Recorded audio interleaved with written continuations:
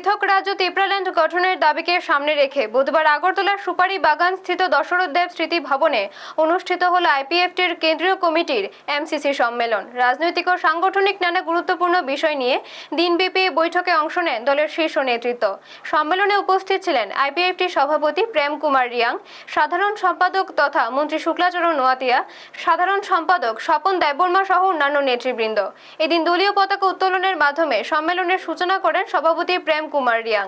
পাশাপাশি সংগঠনের প্রতিষ্ঠাতা প্রয়াত মন্ত্রী এনসি দেববর্মার প্রতিকৃতিতে পুষ্পার্ঘ্য অর্পণ করে শ্রদ্ধা জানানো হয়। সম্মেলন শেষে সংবাদ মাধ্যমের মুখোমুখি হয়ে মন্ত্রী শুক্লাচরণ নোয়াতিয়া জানান, প্রতি বছরের মতো এবারও কেন্দ্রীয় কমিটির একদিন ব্যাপী এমসিসি বৈঠকের আয়োজন করা হয়েছে। বৈঠকে সাম্প্রতিক এডিসি নির্বাচনের ফলাফল নিয়ে বিস্তারিত আলোচনা হয়। এছাড়াও আগামী দিনে দলের রাজ্য সম্মেলন আয়োজন ও বিভিন্ন সাংগঠনিক বিষয় নিয়েও আলোচনা করা হবে বলে জানান তিনি। ব্যুরো রিপোর্ট, নিউজ তৎকাল 24। আজকে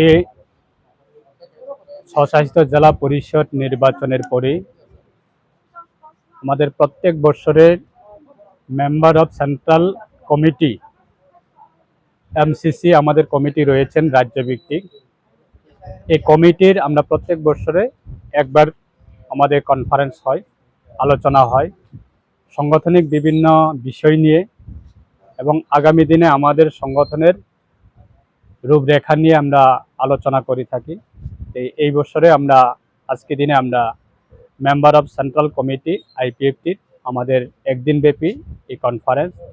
মূলত আমাদের আজকে আলোচনা হবে স্বশাসিত জেলা পরিষদ নির্বাচনের আমাদের নির্বাচনের ফলাফলের পরে বিভিন্ন আমাদের রিভিউ করা হবে এবং আগামী দিনে আমাদের দলের বিশেষভাবে রাজনীতিগতভাবে আমাদের গণতান্ত্রিক আন্দোলন, সেটা আমরা আগামী দিনের জন্য আমরা রূপরেখা তৈরি করা হবে।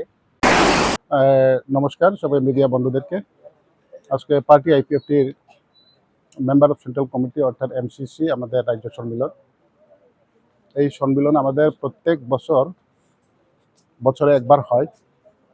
তো এই সম্মেলনের মূল উদ্দেশ্য হচ্ছে আমাদের যে বছরের যে সাংগঠনিক সমস্যাগুলো আছে বা বছরের যে আমাদের রাজনৈতিক যে সংগ্রামগুলো আছে সেটা পর্যালোচনা হবে এবং সাংগঠনিক আগামী দিনের কি কাজকর্ম নিয়ে আমরা আগামী দিনে কীভাবে প্রস্তুতি নিব সেই সমস্ত বিষয় নিয়ে আমাদের আলোচনা। স্পেশালি এটাই আমাদের আজকের সম্মেলনের মেইন উদ্দেশ্য।